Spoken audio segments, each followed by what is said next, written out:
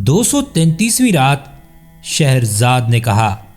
جب زمرد نے دیکھا کہ ایک شخص دروازے میں داخل ہوا اور آ کر میٹھے چاولوں کے خوان کے سامنے بیٹھ گیا، اور جب وہ اسے پہچان گئی اور اس نے کہا کہ آج کی دعوت مبارک ہے، کہ یہ کافر اس کے جال میں پھنس گیا، تو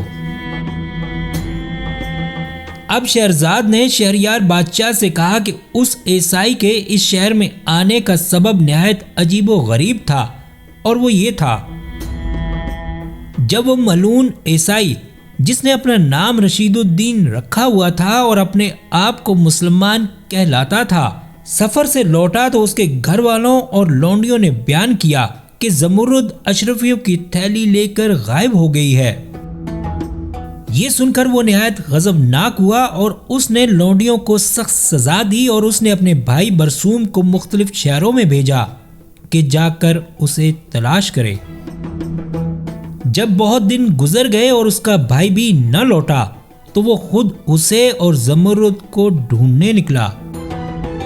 اب قسمت اسے زمرد کے شہر میں لے آئی، جہاں وہ اس مہینے کی پہلی تاریخ کو داخل ہوا اور شہر کے گلی کوچوں میں پھرنے لگا اور دیکھا کہ وہ خالی پڑے ہیں، دکانیں بند ہیں، عورتیں کھڑکیوں میں کھڑی ایک دوسرے سے گفتگو میں محو ہیں۔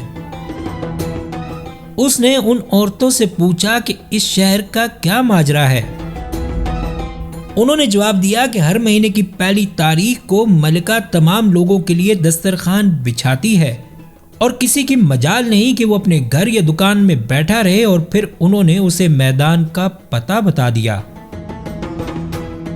وہ میدان میں پہنچا تو کھانے پر لوگوں کا جمگٹھا لگا ہوا تھا، اور اس جگہ کے سوا جہاں وہ مخصوص خوان رکھا ہوا تھا کوئی جگہ خالی نہ تھی۔ وہاں بیٹھ کر اس نے کھانے کے لیے ہاتھ بڑھایا ہی تھا کہ اتنے میں زمرد نے سپاہیوں کو آواز دے کر کہا کہ جو شخص اس خوان کے پاس بیٹھا ہے اسے پکڑ لاؤ۔ سپاہی اس خوان کو پہچان گئے اور اسے پکڑ کر زمرد کے پاس لے آئے۔ زمرد نے پوچھا کہ اے ملعون، تیرا نام کیا ہے اور تو کیا کام کرتا ہے اور ہمارے شہر میں کیوں آیا ہے؟ اس نے کہا، جہاں پناہ، میرا نام رستم ہے اور میرا کوئی پیشہ نہیں، فقیر اور درویش ہوں۔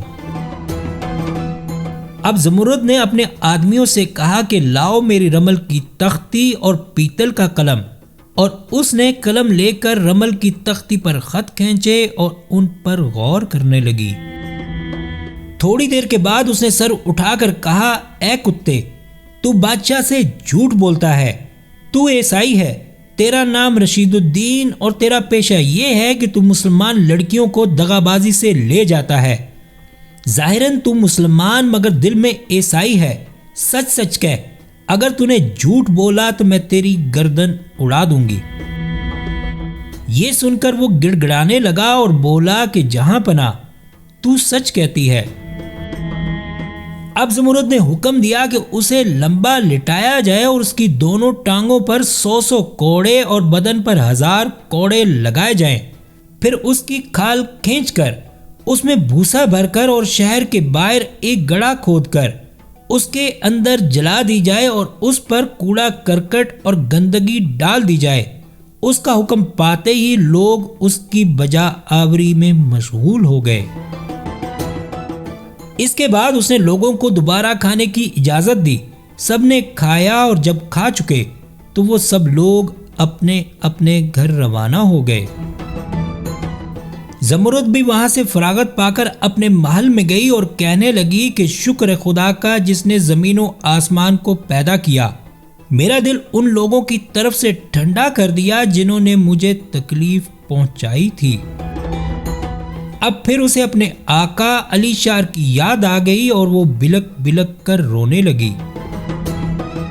جب اس کی طبیعت ہلکی ہوئی، ہوش و حواس ٹھکانے آئے، تو دل میں خیال کیا کہ جس خدا نے اسے دشمنوں پر قابو دیا، عجب نہیں کہ اسی طرح وہ ایک دن اسے اس کے دوستوں سے بھی ملا دے۔ اور پھر اس نے خدا سے مغفرت چاہی۔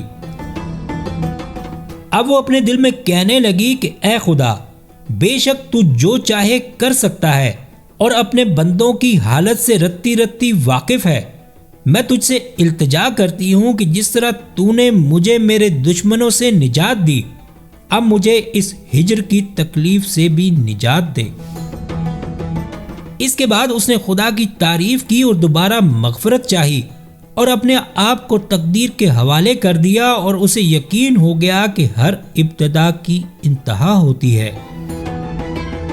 اسی طرح اس نے پورا مہینہ گزارا، دن میں رعایا پروری اور عدل و انصاف کرتی، اور رات کو اپنے آقا علی شار کی جدائی پر گریہ و زاری کرتی۔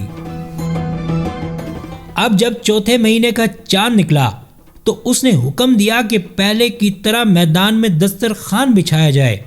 جب دسترخوان لگ چکا اور لوگ کھانا شروع کرنے کے لیے اجازت کے منتظر تھے اور گزشتہ واقعات کی وجہ سے صرف میٹھے چاولوں کے تھال کے پاس کی جگہ خالی تھی، ادھر زمرد دسترخوان کے ایک سرے پر عوام الناس سے بلند جگہ پر بیٹھی ہوئی تھی اور اس کی آنکھیں میدان کے دروازے کی طرف لگی ہوئی تھیں کہ جو کوئی اندر آئے اسے وہ دیکھ سکے۔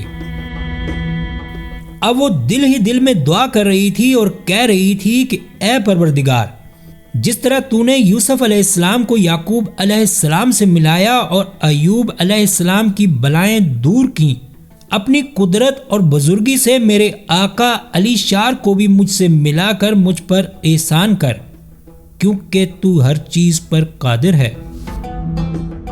اے دنیاؤں کے پروردگار، گمراہوں کے ہادی، آوازوں کے سننے والے اور دعاؤں کے قبول کرنے والے، میری دعا سن، تو ہی بندوں کا پالنے والا ہے۔ وہ ابھی اپنی دعا ختم بھی نہ کر پائی تھی کہ میدان کے دروازے سے ایک شخص داخل ہوا جو قد و قامت میں بید کی چھڑی کی طرح تھا، دبلا پتلا، رنگ زرد، مگر پھر بھی وہ نہایت حسین، جوان اور باشعور و باسلیقہ معلوم ہوتا تھا۔ جب وہ اندر آیا اور دسترخوان کے پاس پہنچا تو اس نے میٹھے چاولوں کے تھال کے پاس کے سوا اور کوئی جگہ خالی نہ پائی اور وہ وہیں بیٹھ گیا۔ تمام لوگوں نے جب اس جوان کی طرف دیکھا تو وہ اس کے حسن و جمال کو دیکھ کر دنگ رہ گئے اور اپنے دل میں دعا کرنے لگے کہ خدا اس پر اپنی رحمت کرے اور خدا نہ کرے کہ جو درگت اس سے پہلے ان لوگوں کی بنی جو اس خوان کے پاس بیٹھے تھے وہ اس کی بھی بنے۔ اب جب زمرد نے اس جوان کو دیکھا تو اس کا دل زور زور سے دھڑکنے لگا۔ اب شہرزاد کو ثبوتی دکھائی دی اور اس نے یہ کہانی بند کر دی۔